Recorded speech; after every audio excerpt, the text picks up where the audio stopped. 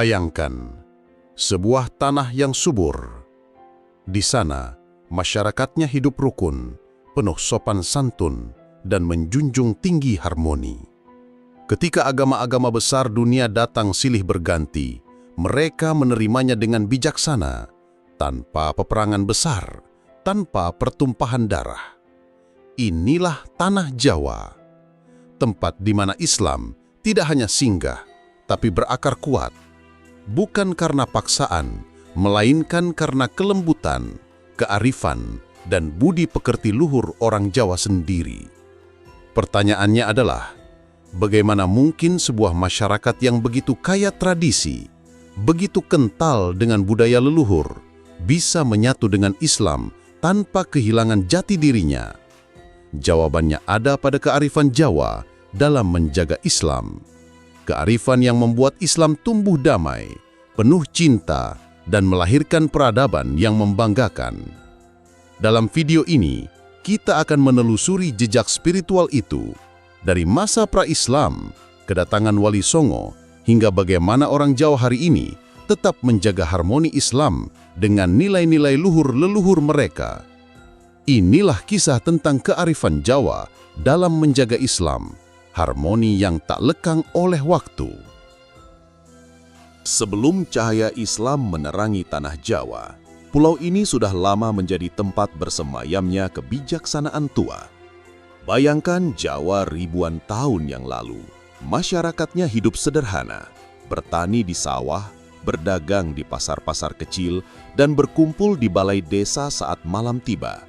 Mereka percaya bahwa alam bukan sekadar tempat hidup, tetapi juga memiliki ruh.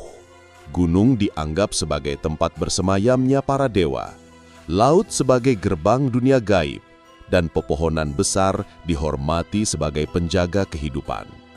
Inilah warisan animisme dan dinamisme yang begitu kuat di hati orang Jawa. Mereka percaya bahwa setiap makhluk, setiap benda, bahkan setiap tempat memiliki jiwa yang patut dihormati. Itulah sebabnya orang Jawa sejak dulu dikenal sangat halus dalam bersikap. Mereka tidak sembarangan menebang pohon, tidak sembrono dalam berbicara, karena mereka percaya semua yang ada di sekitarnya adalah saksi kehidupan. Namun, perjalanan spiritual orang Jawa tidak berhenti di situ. Seiring waktu, pengaruh besar datang dari luar, agama Hindu dan Buddha. Dari India, para Brahmana, pedagang dan cendekiawan memperkenalkan kisah Mahabharata dan Ramayana, arsitektur megah candi, serta ajaran tentang dharma, kebenaran yang harus dijaga. Kita masih bisa menyaksikan jejak itu hingga hari ini di Candi Prambanan yang menjulang anggun atau di Borobudur yang megah, tempat para leluhur Jawa merenungkan makna hidup. Tapi yang menarik adalah, meski Hindu-Buddha berakar begitu kuat, orang Jawa tetap tidak kehilangan jati dirinya. Mereka tidak sekadar menyalin ajaran asing, tetapi menyerapnya dengan caranya sendiri. Dengan rasa halus, dengan hati yang penuh welas asih. Dari situlah lahir falsafah hidup yang masih kita kenal. Rukun agawe santosa, cerah agawe bubrah, yang berarti persatuan membawa kekuatan, perpecahan membawa kehancuran. Suro diro jayaningrat, lebur dening pangastuti, yang berarti segala bentuk kekerasan akhirnya luluh oleh kasih sayang. Nilai-nilai ini yang kelak menjadi pintu masuk Islam ke dalam hati orang Jawa. Bayangkan, sebuah masyarakat yang sejak awal sudah diajarkan tentang keseimbangan, keselarasan, dan welas asih. Mereka tidak mudah menolak ajaran baru, selama ajaran itu tidak menghancurkan harmoni yang sudah ada. Dan inilah kunci mengapa Islam kelak diterima dengan begitu indah di tanah Jawa. Bukan karena paksaan, melainkan karena Islam hadir sebagai pelengkap, bukan penghancur. Islam menguatkan nilai rukun, meneguhkan welas asih, dan membawa cahaya tauhid yang menuntun orang Jawa menuju makna sejati kehidupan. Jadi sebelum Islam datang, tanah Jawa sebenarnya sudah menyiapkan dirinya dengan kebudayaan, falsafah, dan rasa spiritualitas yang dalam. Jawa sudah menanam benih-benih harmoni, sehingga ketika Islam tiba, ia menemukan tanah yang subur, siap untuk menumbuhkan pohon iman yang kokoh, yang akarnya menghunjam ke bumi Jawa dan rantingnya menjulang ke langit ketauhidan. Di pesisir utara Jawa, angin laut bertiup membawa aroma rempah dan kayu manis. Kapal-kapal layar berlabuh di pelabuhan Gresik, Tuban, Jepara, hingga Cirebon. Para pedagang datang dari Gujarat, Arab, hingga Tiongkok. Mereka membawa sutra, keramik, logam berharga. Tapi lebih dari itu, mereka membawa sesuatu yang jauh lebih bernilai, cahaya Islam. Islam masuk ke Jawa bukan dengan pedang, bukan pula dengan pasukan perang. Ia hadir lewat perniagaan, lewat senyum, lewat akhlak mulia. Para musafir Muslim itu dikenal jujur, sabar, dan sopan dalam berdagang. Masyarakat Jawa yang sejak dulu menghargai tata krama segera merasakan sesuatu yang berbeda dari perilaku mereka. Di sebuah pasar di pesisir, ada kisah tentang seorang pedagang Muslim. Ketika barangnya ditawar dengan harga sangat rendah, ia tidak marah. Ketika pembelinya menunda pembayaran, ia tetap sabar. Kejujuran dan ketenangan itu membuat orang Jawa terpesona. Mereka bertanya-tanya, apa yang membuat mereka berbeda? Apa yang membuat dagangan mereka penuh berkah? Pertanyaan itu membuka pintu hati. Dari akhlak, orang Jawa mulai tertarik pada ajaran yang dibawa para pedagang Muslim.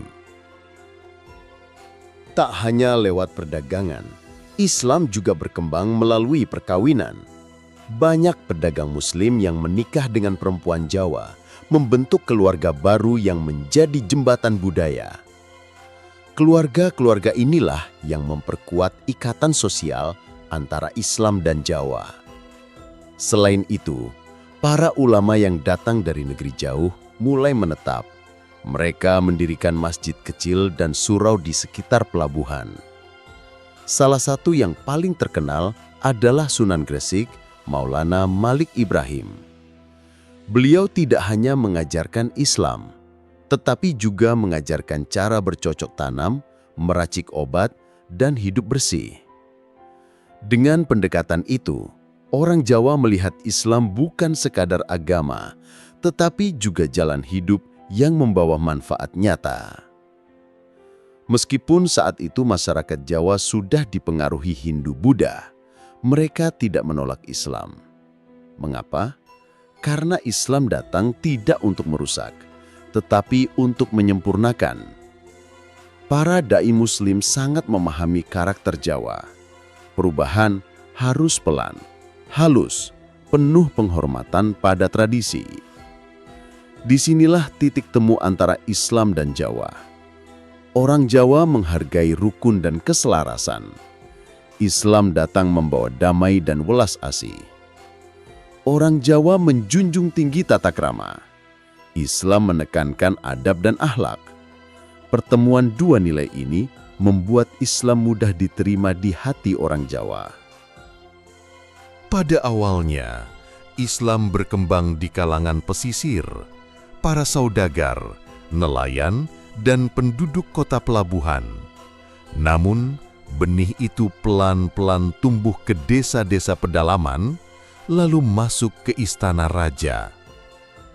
Inilah awal dari sebuah perjalanan besar. Islam menemukan tanah yang subur di Jawa, dan kelak dakwah ini akan mencapai puncaknya melalui Wali Songo, para wali yang bukan hanya ulama, tetapi juga seniman, budayawan, dan guru spiritual yang memahami jiwa orang Jawa. Maka, kedatangan Islam ke Jawa bukan sekadar kisah sejarah, tetapi sebuah perjumpaan spiritual. Pertemuan antara agama samawi yang penuh cahaya dengan kebudayaan Jawa yang penuh kearifan. Pertemuan yang melahirkan Islam Jawa, Islam yang damai, penuh seni, dan tak lekang oleh waktu. Sejarah Islam di Jawa tidak bisa dilepaskan dari nama besar Wali Songo. Mereka bukan hanya ulama, bukan hanya dai, tetapi juga guru spiritual, budayawan, seniman, sekaligus pemimpin masyarakat. Lewat tangan merekalah Islam tumbuh subur di bumi Jawa, bukan dengan kekerasan, tetapi dengan kearifan, seni, dan kelembutan. Wali Songo terdiri dari 9 wali yang terkenal: Sunan Gresik, Sunan Ampel, Sunan Bonang, Sunan Derajat, Sunan Kalijaga, Sunan Kudus, Sunan Muria, Sunan Giri, dan Sunan Gunung Jati. Masing-masing memiliki cara unik dalam berdakwah, tetapi semua berpegang pada prinsip yang sama, menghormati budaya Jawa, lalu mengisinya dengan ruh Islami. Sunan Kalijaga mungkin adalah wali yang paling dikenal masyarakat Jawa. Beliau tidak suka berdakwah dengan cara menggurui, melainkan lewat seni. Wayang, yang sebelumnya dipakai untuk menceritakan kisah Mahabharata dan Ramayana, di tangan Sunan Kalijaga diberi ruh baru. Tokoh-tokoh wayang diberi tafsir Islami, pesan-pesan tauhid disisipkan di balik cerita. Dengan cara itu, orang Jawa yang sudah mencintai wayang tidak merasa ajarannya dihancurkan, tetapi justru diperkaya dengan makna baru. Bukan hanya wayang, Sunan Kalijaga juga memakai tembang Jawa seperti ilir-ilir. Tembang sederhana ini penuh makna dakwah, ajakan untuk bangun, sadar, dan memperbaiki diri. Melalui seni, Islam masuk ke hati tanpa paksaan.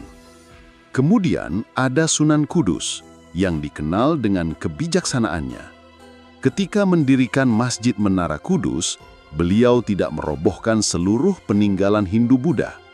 Menaranya tetap bergaya candi, sebuah simbol penghormatan pada masa lalu. Tidak hanya itu, beliau juga bijak dalam mengajarkan syariat. Saat itu, masyarakat Jawa sangat menghormati sapi karena pengaruh Hindu. Maka Sunan Kudus melarang menyembelih sapi dan menggantikan dengan kerbau. Dengan cara itu, masyarakat Jawa tidak merasa tersinggung dan mereka bisa menerima ajaran Islam dengan hati tenang. Kemudian juga Sunan Bonang yang memilih jalan dakwah melalui suluk, kidung, dan gamelan. Ia menciptakan tembang-tembang yang penuh pesan tauhid, tetapi dengan bahasa yang mudah dipahami masyarakat Jawa. Gamelan yang dipakai bukan hanya alat musik, melainkan sarana untuk menyampaikan pesan ilahi. Dari tangan Sunan Bonang, lahir murid-murid besar, salah satunya adalah Sunan Kalijaga. Ini membuktikan bahwa dakwah lewat seni tidak hanya menghibur, tetapi juga membentuk generasi baru yang tangguh dalam iman. Berbeda dengan yang lain, Sunan Derajat menekankan dakwahnya pada amal sosial. Beliau mendirikan tempat penampungan untuk fakir miskin, anak yatim, dan kaum lemah. Pesan dakwahnya sederhana. Islam harus menghadirkan kasih sayang dan keadilan sosial. Prinsip beliau yang terkenal adalah Wenehono teken marang wong kang wuto, wenehono mangan marang wong kang luwe, wenehono sandang marang wong kang wudo, wenehono teduh marang wong kang kaudanan. Yang artinya adalah berikan tongkat kepada orang buta, makanan kepada yang lapar, pakaian kepada yang telanjang, dan tempat berteduh bagi yang kehujanan. Begitu juga dengan Sunan Giri yang dikenal sebagai ulama sekaligus pemimpin. Ia mendirikan pesantren Giri yang menjadi pusat pendidikan Islam di Jawa. Dari pesantren inilah lahir banyak ulama besar yang menyebarkan Islam ke berbagai penjuru Nusantara. Menariknya, Sunan Giri juga menciptakan permainan anak-anak dan tembang dolanan yang syarat makna Islami. Sehingga sejak kecil, anak-anak Jawa sudah akrab dengan nilai-nilai Islam tanpa merasa dipaksa. Meski jalan mereka berbeda, ada yang lewat seni, arsitektur, suluk, sosial atau pendidikan, semua Wali Songo sepakat dalam satu hal. Islam harus masuk ke Jawa dengan cara halus, penuh kearifan, dan sejalan dengan budaya. Mereka tidak merusak wayang, tetapi mengisinya dengan tauhid. Mereka tidak menghina adat, tetapi membersihkannya dari syirik. Mereka tidak melawan raja, tetapi mendampingi dengan ilmu dan doa. Inilah rahasia mengapa Islam begitu cepat menyebar di Jawa, bukan karena paksaan, tetapi karena kelembutan dan kebijaksanaan. Maka, Wali Songo bukan hanya penyebar Islam, tetapi juga arsitek harmoni. Mereka mengajarkan kepada kita bahwa dakwah bukan hanya soal kata-kata, tetapi juga tentang seni, budaya, welas asih, dan adab. Dan hingga hari ini, jejak mereka masih bisa kita rasakan dalam tradisi Jawa yang syarat nilai Islami. Ada sebuah pepatah Jawa yang sering kita dengar. Ajening diri sakalati, ajening rogo sekobusono. Artinya, kehormatan seseorang itu tampak dari tutur kata dan sikapnya, sementara tubuhnya dihargai dari pakaian yang ia kenakan. Pepatah ini bukan hanya sekadar nasihat budaya, tapi juga cerminan ajaran Islam tentang akhlak. Bukankah Rasulullah SAW pernah bersabda bahwa orang beriman yang paling sempurna adalah yang paling baik akhlaknya? Dalam kehidupan masyarakat Jawa, budi pekerti atau perilaku baik menjadi pondasi utama dalam berinteraksi. Nilai-nilai seperti tepo seliroh atau tenggang rasa, andap asor atau rendah hati, iling lan waspada atau ingat dan waspada, hingga ngajeni atau menghormati bukanlah sekadar etika sosial, melainkan juga sarana mendekatkan diri kepada Tuhan. Inilah harmoni yang menarik. Orang Jawa menjalankan ajaran Islam melalui perilaku sehari-hari yang penuh kelembutan. Mari kita bayangkan suasana sebuah desa Jawa tempo dulu. Seorang pemuda berjalan melewati rumah tetangga. Sebelum melangkah lebih jauh, ia menundukkan badan, tersenyum sopan, dan mengucap salam dengan lirih namun penuh hormat. Assalamualaikum. Tetangganya pun menjawab dengan senyum tulus. Dalam adegan sederhana itu, terlihat jelas bagaimana tata krama Jawa berpadu dengan ajaran Islam, menyapa dengan salam, menundukkan diri sebagai tanda hormat, dan merendahkan hati di hadapan sesama. Budi pekerti Jawa juga sangat menekankan pentingnya ngajeni wong tuo atau menghormati orang tua. Dalam Islam, hal ini sejalan dengan perintah Allah dalam Al-Quran, dan berbuat baiklah kepada kedua orang tuamu.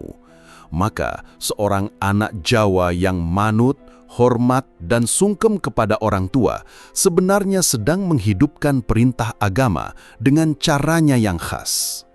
Nilai tepo sliro pun demikian. Orang Jawa diajarkan untuk tidak menyakiti hati orang lain, selalu mempertimbangkan perasaan sesama. Hal ini serupa dengan pesan Nabi SAW. Seorang Muslim itu adalah orang yang orang lain selamat dari lisan dan tangannya. Hadis riwayat Bukhari dan Muslim. Jadi, ketika orang Jawa menjaga ucapan agar tidak menyinggung, itu sejatinya bentuk pengamalan hadis. Ada pula falsafah eling lan waspodo, selalu ingat kepada Tuhan dan waspada terhadap godaan dunia. Nilai ini sangat kental dalam budaya Jawa, entah dalam tembang, pitutur, atau tradisi leluhur. Dan bukankah Islam pun mengajarkan hal yang sama? Dalam setiap sholat, setiap zikir, setiap doa, kita diminta selalu eling atau ingat kepada Allah, sekaligus waspada terhadap hawa nafsu dan tipu daya setan. Yang menarik, dalam keseharian orang Jawa, kesantunan bukan sekadar formalitas, tetapi benar-benar mengakar. Misalnya, cara duduk ketika berhadapan dengan orang yang lebih tua, cara berjalan melewati orang lain, bahkan intonasi suara ketika berbicara. Semua itu mengekspresikan sikap andap asor, Dan bila kita perhatikan, bukankah Rasulullah Shallallahu Alaihi Wasallam juga dicontohkan sebagai sosok yang lembut, tidak pernah meninggikan suara, tidak kasar, dan selalu merendahkan hati di hadapan sesama manusia? Dengan demikian, budi pekerti Jawa bukan hanya sebuah warisan budaya, tapi juga jalan untuk memahami dan mengamalkan akhlak Islami. Tak heran bila para wali songo dahulu memanfaatkan nilai-nilai ini sebagai pintu masuk dakwah. Mereka tahu mengajarkan Islam lewat etika yang sudah akrab di hati masyarakat akan lebih mudah diterima. Islam pun akhirnya tumbuh subur di tanah Jawa tanpa benturan keras, karena masuk lewat kelembutan budi pekerti. Pada titik ini, kita bisa melihat sebuah harmoni yang indah. Islam memperkuat nilai Jawa, dan nilai Jawa mempercantik wajah Islam. Budi pekerti menjadi jembatan yang menghubungkan keindahan budaya lokal dengan kemuliaan syariat. Dalam perjalanan sejarah, salah satu hal yang paling indah dari perjumpaan antara Islam dan Jawa adalah proses akulturasi. Sebuah pertemuan budaya yang tidak menimbulkan benturan keras, tetapi justru melahirkan harmoni yang menakjubkan. Disinilah kita melihat bagaimana kearifan orang Jawa dipadukan dengan kelembutan ajaran Islam, mampu melahirkan peradaban yang unik dan tak ternilai. Akulturasi ini terlihat jelas dalam seni, tradisi, dan budaya Jawa. Ketika Islam masuk, para wali tidak serta-merta menolak atau menghapus budaya lama yang sudah berakar ratusan tahun. Sebaliknya, mereka merangkul, menyesuaikan, dan memberi makna baru yang lebih Islami pada budaya tersebut. Hasilnya, seni Jawa tetap lestari, namun ruhnya dipenuhi dengan cahaya Islam. Mari kita lihat contohnya, wayang kurit. Bagi orang Jawa, wayang bukan hanya hiburan, melainkan media pendidikan moral, filosofi hidup, dan bahkan spiritualitas. Para wali, terutama Sunan Kalijaga, menggunakan wayang sebagai sarana dakwah. Cerita Mahabharata dan Ramayana yang sebelumnya syarat dengan mitologi Hindu, diberi sentuhan baru dengan memasukkan nilai-nilai Islam. Tokoh-tokoh wayang diajarkan untuk mengedepankan keadilan, kesabaran, dan kepasrahan kepada Tuhan. Bahkan, muncul tokoh-tokoh punakawan seperti Semar, Garing, Petruk, dan Bagong yang menjadi simbol kebijaksanaan rakyat kecil. Pesan moral Islami dibalut dalam kelucuan dan kearifan lokal. Jika kita menelusuri lebih dalam, orang Jawa tidak hanya mengenal Islam sebagai sebuah agama dengan syariat yang harus dijalankan, tetapi juga sebagai jalan hidup yang menyatu dengan falsafah mereka. Filosofi hidup orang Jawa yang penuh dengan kebijaksanaan, kesabaran, dan keharmonisan menemukan rumah barunya dalam ajaran Islam. Orang Jawa percaya pada pepatah, urip iku urup. Hidup adalah nyala api. Maksudnya, hidup harus memberi manfaat bagi sesama. Filosofi ini sejalan dengan sabda Rasulullah Shallallahu Alaihi Wasallam. Sebaik-baik manusia adalah yang paling bermanfaat bagi manusia lainnya. Nilai Islam bertemu dengan filosofi Jawa membentuk kepribadian yang halus, rendah hati, dan penuh welas asih. Salah satu filosofi Jawa yang paling dalam adalah Sangkan Paraning Dumadi, yang berarti asal-usul dan tujuan hidup manusia. Orang Jawa percaya bahwa manusia berasal dari Sang Pencipta dan pada akhirnya akan kembali kepadanya. Filosofi ini sangat sejalan dengan firman Allah dalam Al-Quran. Sesungguhnya kita berasal dari Allah dan kepadanya kita kembali. Quran Surah Al-Baqarah ayat 156. Dengan pemahaman ini, hidup bagi orang Jawa bukanlah sekedar mengejar dunia, melainkan perjalanan menuju pulang kepada Allah. Maka segala laku, perilaku, dan budi pekerti diarahkan untuk selalu ingat kepada Sang Sumber kehidupan. Filosofi lain yang erat dengan Islam adalah Hamemayu Hayuning Bawono, yaitu menjaga keindahan dan keseimbangan dunia. Orang Jawa meyakini bahwa manusia diberi amanah untuk merawat bumi, menjaga harmoni antara manusia, alam, dan Tuhan. Dalam Islam, hal ini sejalan dengan konsep khalifah fil ard, manusia sebagai wakil Allah di bumi, yang bertugas menjaga, bukan merusak. Karena itu, gotong royong, toleransi, dan harmoni sosial yang dijunjung tinggi orang Jawa sesungguhnya adalah manifestasi dari ajaran Islam tentang ukhuwah, keadilan, dan rahmatan lil alamin. Sikap nerimo ing pandum, menerima dengan ikhlas segala yang ditentukan Tuhan, juga menjadi ciri khas orang Jawa. Nilai ini begitu dekat dengan ajaran Islam tentang qada dan qadar.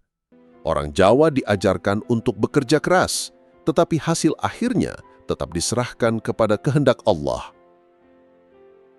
Sikap ini membuat masyarakat Jawa dikenal sabar, tidak mudah mengeluh, dan mampu menghadapi kesulitan dengan tenang. Inilah bentuk nyata dari ajaran Islam tentang ridha dan tawakal. Orang Jawa diajarkan untuk selalu eling lan waspodo, yaitu selalu ingat kepada Tuhan dan waspada terhadap hawa nafsu maupun godaan dunia. Filosofi ini jelas sekali sejalan dengan Islam yang menekankan pentingnya zikir, muraqabah atau kesadaran bahwa Allah selalu mengawasi, serta jihad melawan hawa nafsu. Dengan eling lan waspodo, orang Jawa dilatih untuk hidup sederhana, tidak tamak, serta menjaga hati agar tetap bersih. Itulah sebabnya banyak pepatah Jawa yang menekankan kesederhanaan dan kewaspadaan, seperti ojo gumunan, ojo kagetan, ojo dume. Jangan mudah terpesona, jangan mudah kaget, jangan merasa lebih dari yang lain. Sebuah nasihat yang kental dengan ajaran Islam tentang tawadhu atau rendah hati. Filosofi rukun dan gotong royong juga merupakan inti kehidupan orang Jawa. Mereka meyakini bahwa ketentraman hanya bisa terwujud bila hidup dalam kerukunan, saling menolong, dan menjaga hubungan baik. Filosofi ini sejalan dengan ajaran Islam tentang ukhuwah Islamiyah atau persaudaraan sesama Muslim dan ukhuwah insaniyah atau persaudaraan sesama manusia. Bahkan Rasulullah SAW bersabda, perumpamaan orang-orang beriman dalam hal saling mencintai, mengasihi, dan menyayangi adalah seperti satu tubuh.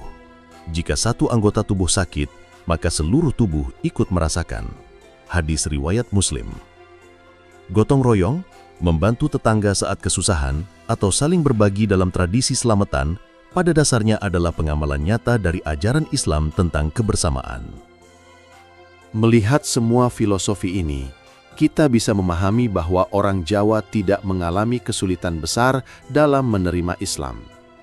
Justru, mereka menemukan kesesuaian mendalam antara filosofi hidup mereka dengan ajaran Al-Quran dan Sunnah. Islam bukan datang untuk merusak falsafah Jawa, melainkan menyempurnakan dan memberi landasan tauhid yang kuat. Orang Jawa yang memegang teguh filosofi Sangkan Paraning Dumadi semakin mudah memahami konsep Inna lillahi wa inna ilaihi raji'un. Orang yang meyakini Hamemayu Hayuning Bawono semakin memahami makna manusia sebagai khalifah di bumi. Yang menjalankan Rimo ing Pandum semakin kuat dalam beriman kepada takdir Allah. Yang selalu eling lan waspodo semakin tekun dalam zikir dan ibadah. Dengan demikian, falsafah Jawa bukanlah penghalang bagi Islam, melainkan jembatan yang membuat Islam semakin mudah diterima dan dihayati. Islam hadir untuk meneguhkan, memurnikan, dan memberi arah yang jelas. Dan disinilah letak keindahan Islam di Jawa, bukan hanya dalam ibadah formal, tetapi juga dalam cara berpikir, bersikap, dan menjalani hidup sehari-hari. Filosofi Jawa yang syarat makna menemukan cahaya dalam Islam, dan Islam menemukan wajah yang lembut dalam kebudayaan Jawa. Selain wayang, ada juga gamelan. Alunan gamelan yang lembut dan penuh harmoni dijadikan sarana untuk menenangkan hati, sekaligus mengiringi berbagai upacara keagamaan. Bahkan tembang-tembang Jawa yang syarat makna, seperti tembang mocopat, diberi muatan dakwah. Lirik-liriknya mengandung nasihat hidup, doa, dan ajaran moral yang sejalan dengan nilai Islam. Orang Jawa mendengar tembang bukan hanya untuk hiburan, tetapi juga sebagai pengingat agar hidup penuh kesabaran, andap asor, dan taat kepada Allah. Tak hanya seni pertunjukan, Arsitektur juga menjadi saksi akulturasi ini. Lihatlah Masjid Menara Kudus. Bentuk menaranya mirip candi Hindu-Buddha, namun fungsinya adalah untuk mengumandangkan azan, panggilan suci umat Islam. Ini menunjukkan bagaimana orang Jawa menerima Islam dengan cara yang damai, tanpa harus menolak seluruh warisan budaya masa lalu. Islam tidak hadir sebagai tamu asing, melainkan tumbuh dari dalam masyarakat Jawa itu sendiri. Dalam adat istiadat pun kita menemukan jejak akulturasi. Tradisi selamatan misalnya adalah salah satu wujud kearifan lokal yang selaras dengan Islam. Duduk bersama, berdoa, dan makan dalam satu wadah menjadi simbol persaudaraan, syukur, dan kebersamaan. Nilai silaturahmi dalam Islam bertemu dengan nilai gotong royong dalam budaya Jawa. Hasilnya adalah tradisi yang tetap hidup hingga kini, menjadi perekat sosial di tengah masyarakat. Melalui akulturasi ini, kita melihat satu pelajaran berharga. Islam tidak pernah menolak budaya selama tidak bertentangan dengan tauhid. Justru, Islam hadir untuk memurnikan budaya agar lebih bermakna. Orang Jawa dengan kearifannya mampu membuktikan bahwa seni, budaya, dan agama bisa berjalan beriringan. Inilah harmoni sejati, sebuah warisan yang membuat Islam di Jawa bukan hanya kuat, tetapi juga indah. Harmoni inilah yang membuat Islam di Jawa tumbuh dengan damai. Tidak ada pemaksaan, tidak ada penolakan besar-besaran, melainkan penerimaan yang penuh kesadaran. Islam masuk bukan sebagai penguasa yang memaksa, melainkan sebagai tamu yang disambut, lalu menjadi keluarga yang dirangkul. Dan hingga kini, akulturasi itu masih kita lihat. Wayang masih dimainkan, gamelan masih ditabuh, selamatan masih digelar, namun semuanya dipenuhi dengan doa-doa Islami. Inilah bukti nyata bahwa kearifan Jawa telah menjaga Islam, dan Islam pun telah memberi ruh baru pada budaya Jawa. Saudara-saudara sekalian, ada satu warisan budaya Jawa yang seringkali kita anggap sepele, tetapi sesungguhnya sangat berharga, yaitu pepatah, paribasan, dan pitutur Jawa. Kalimat-kalimat sederhana ini bukan hanya petuah biasa, tetapi hasil dari perjalanan panjang peradaban Jawa, yang kemudian dipadukan dengan nilai-nilai Islam oleh para wali dan ulama. Pepatah-pepatah ini menjadi panduan hidup, bagaimana bersikap, bagaimana menghadapi masalah, hingga bagaimana menata hati. Yang menarik, semakin kita telusuri, semakin jelas terlihat bahwa banyak pepatah Jawa yang berakar dari ajaran Islam. Mari kita bahas lebih rinci. Pepatah Jawa mengatakan, urip iku urup. Artinya, hidup itu menyala. Maksudnya, manusia hidup bukan sekedar ada, tetapi harus memberi manfaat bagi sekitar. Sama layaknya dengan api yang menyala, ia menerangi dan menghangatkan. Pepatah ini sejalan dengan sabda Rasulullah bahwa sebaik-baik manusia adalah yang paling bermanfaat bagi manusia lainnya. Bayangkan, seorang petani Jawa yang bangun subuh, bekerja di sawah, lalu sebagian hasilnya ia sisihkan untuk tetangga. Atau seorang guru desa yang dengan sabar mengajar anak-anak meskipun upahnya tidak seberapa. Itulah gambaran nyata dari pepatah ini. Hidup yang bermakna adalah hidup yang memberi manfaat. Pepatah Jawa lainnya berbunyi, Suro Diro Jayaningrat, lebur dening pangastuti. Artinya, segala kekuatan, kemarahan, dan kekerasan akan luluh oleh kasih sayang dan kelembutan. Rasulullah SAW bersabda, sesungguhnya Allah itu maha lembut dan mencintai kelembutan pada segala urusan. Hadis riwayat Bukhari dan Muslim. Kita bisa melihat implementasi pepatah ini dalam kisah para wali di Jawa. Sunan Kalijaga, misalnya, lebih memilih jalan kelembutan dalam berdakwah. Beliau tidak memaksa orang Jawa meninggalkan budaya mereka secara kasar, melainkan dengan cara halus, penuh kasih, hingga akhirnya masyarakat mau menerima Islam dengan lapang dada. Kemudian, ada ungkapan sederhana namun mendalam. Ojo dume. Artinya, jangan sombong, jangan merasa lebih hebat dari orang lain. Dalam Islam, sifat sombong adalah dosa besar. Allah Subhanahu wa Ta'ala berfirman dalam Al-Quran, "Dan janganlah engkau berjalan di muka bumi ini dengan sombong. Sesungguhnya, engkau sekali-kali tidak dapat menembus bumi dan tidak akan sampai setinggi gunung." Quran Surah Al-Isra ayat 37. Bayangkan seorang pemuda desa yang baru saja berhasil merantau ke kota, lalu pulang dengan gaya angkuh, merendahkan tetangganya. Orang tua Jawa biasanya akan menegurnya dengan kata singkat, "Ojo dume." Satu kalimat, tapi syarat makna. Tetaplah rendah hati, karena kesombongan hanya akan meruntuhkan martabak. Pepatah Jawa lainnya, sepi ing pamrih, rame ing gawe. Artinya, jangan sibuk mencari pamrih, tetapi sibuklah dalam bekerja. Ini adalah gambaran ikhlas dalam Islam. Amal saleh tidak boleh didasari keinginan dipuji manusia. Rasulullah Shallallahu Alaihi Wasallam mengingatkan bahwa amal yang bercampur riya akan tertolak di sisi Allah. Di pedesaan Jawa, banyak gotong royong dilakukan dengan semangat ini. Ketika ada warga yang membangun rumah, semua tetangga datang membantu tanpa pamrih. Mereka tidak menuntut balasan, cukup merasa bahagia bisa menolong.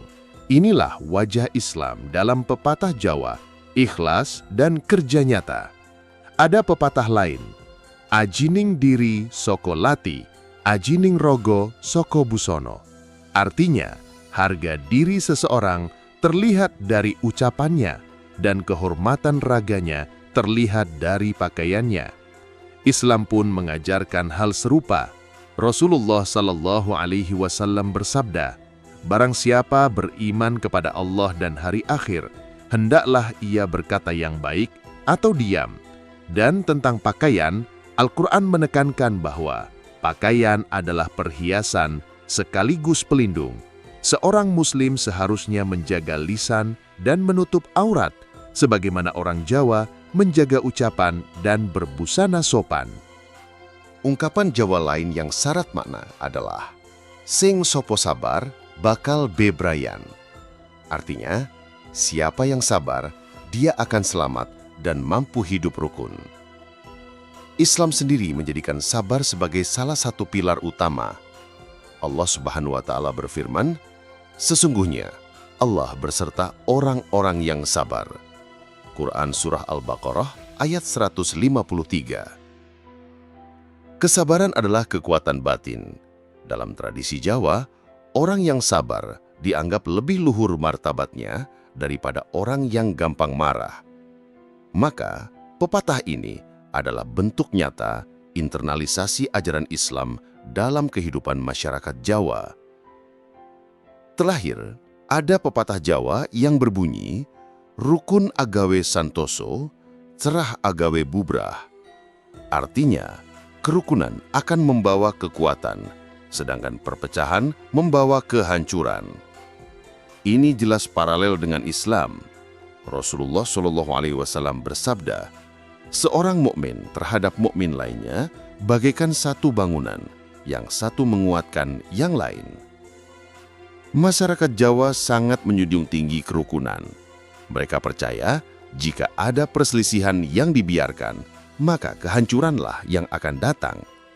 Maka, menjaga persaudaraan adalah bagian penting dalam laku hidup mereka, sebagaimana Islam menekankan ukhuwah. Dari semua pepatah di atas, bisa kita lihat jelas bahwa ungkapan Jawa bukanlah sesuatu yang asing dari Islam.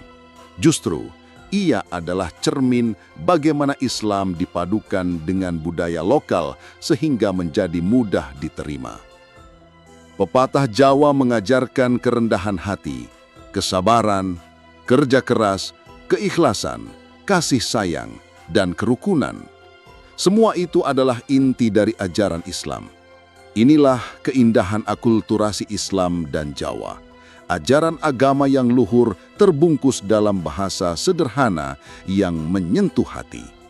Sehingga ketika orang Jawa berkata, ojo dumeh atau urip iku urup, sebenarnya ia sedang menyampaikan nilai-nilai Islam dalam bahasa budayanya sendiri. Di balik semua yang tampak lahiriah, ritual, tradisi, dan budaya, ada sesuatu yang lebih dalam yang selalu menjadi pencarian orang Jawa, keseimbangan batin. Sejak lama, orang Jawa percaya bahwa hidup ini bukan hanya soal tubuh, harta, atau kedudukan, melainkan tentang rasa. Rasa di sini bukan sekadar perasaan emosional, tetapi getaran jiwa yang mampu merasakan harmoni antara manusia dengan Tuhan, manusia dengan sesama, dan manusia dengan alam. Dalam Islam, pencarian ini sangat dekat dengan ajaran tasawuf. Tasawuf mengajarkan tentang tazkiyatun nafs atau penyucian jiwa, muraqabah atau kesadaran bahwa Allah selalu mengawasi, dan mahabbah atau cinta kepada Allah. Orang Jawa yang dahulu terbiasa dengan meditasi, semedi, dan laku tirakat menemukan bahwa Islam pun mengenal jalan menuju ketenangan jiwa melalui zikir, sholat malam, puasa sunnah, dan doa-doa yang khusyuk. Mari kita bayangkan sebuah malam di pedesaan Jawa. Setelah seharian bekerja di sawah, seorang kakek tua duduk bersila di beranda rumahnya. Angin semilir membawa suara jangkrik, sementara langit penuh bintang. Dengan tenang ia mengucapkan, La ilaha illallah berulang kali. Nafasnya teratur, hatinya lembut. Inilah zikir, tapi baginya juga semacam semedi.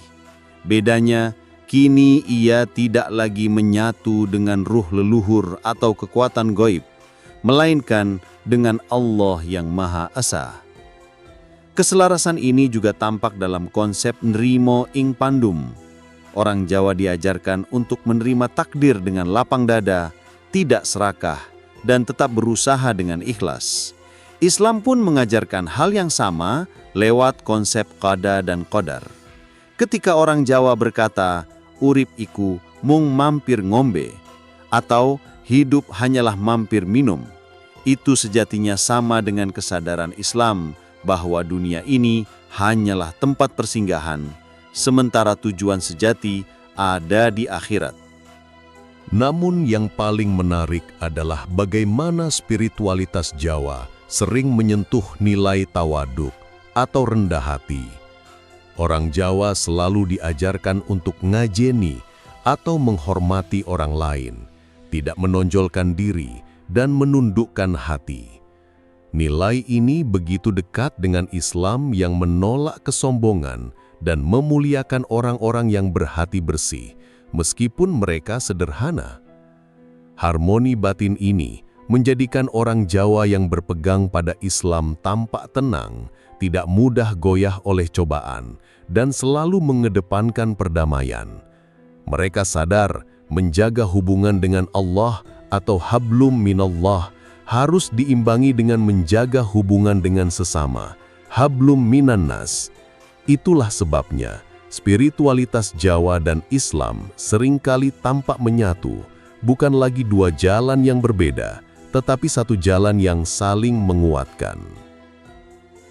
Jika kita perhatikan lebih dalam, falsafah hidup orang Jawa ternyata memiliki banyak titik temu dengan ajaran Islam. Orang Jawa tidak hanya memandang hidup secara praktis, tetapi juga filosofis. Mereka selalu bertanya, "Soko ngendi aku iki? Ngopo aku urip?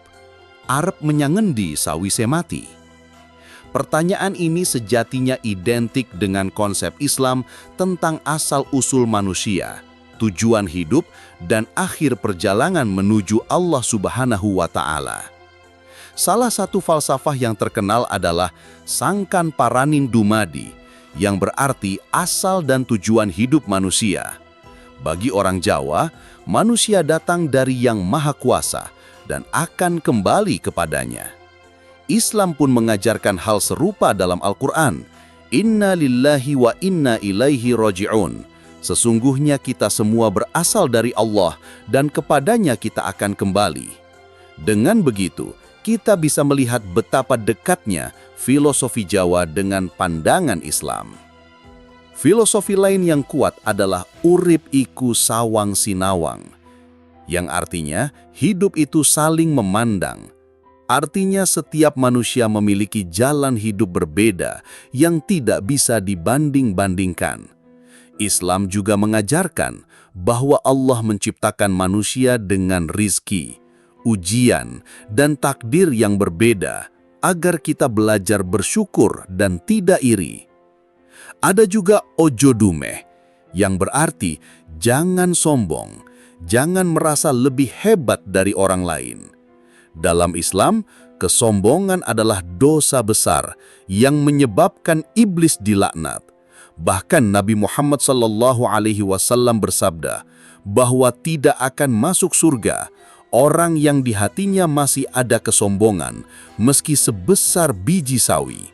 Falsafah Jawa ini jelas selaras dengan ajaran Islam yang menuntun manusia untuk rendah hati.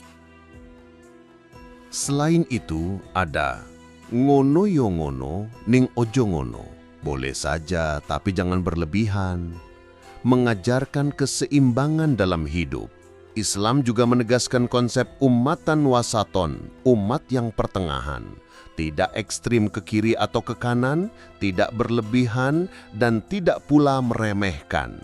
Yang menarik, orang Jawa memandang hidup sebagai perjalanan untuk mencapai sepi ing pamrih, rame ing gawe.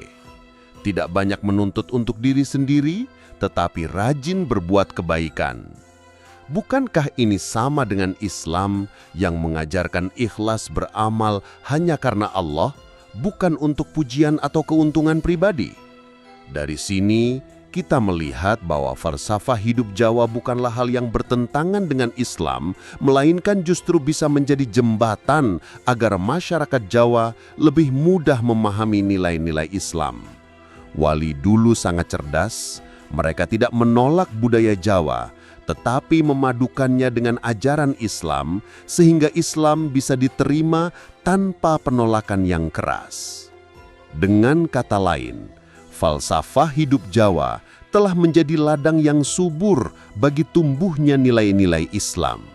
Dari kesadaran tentang asal-usul kehidupan, kerendahan hati, keseimbangan, hingga keikhlasan, semuanya mengantar pada satu tujuan, manunggaling rasa dengan ridha Allah Subhanahu wa Ta'ala. Sepanjang perjalanan kita dalam video ini, kita telah menelusuri bagaimana Jawa dengan segala kearifan lokalnya bertemu dengan Islam yang datang membawa cahaya wahyu. Kita melihat pusaka bukan sekadar benda, tetapi simbol kebijaksanaan. Kita menyaksikan bagaimana budi pekerti Jawa ternyata selaras dengan ajaran Rasulullah SAW. Kita memahami bahwa ritual, tradisi, dan laku spiritual pada akhirnya bermuara pada satu hal, mencari ridha Allah. Pertanyaannya sekarang, apakah Jawa dan Islam berada dalam harmoni atau sebenarnya mereka dalam pertentangan? Bila kita jujur melihat sejarah, kita menemukan bahwa Islam tidak datang untuk mematikan Jawa dan Jawa pun tidak menolak Islam.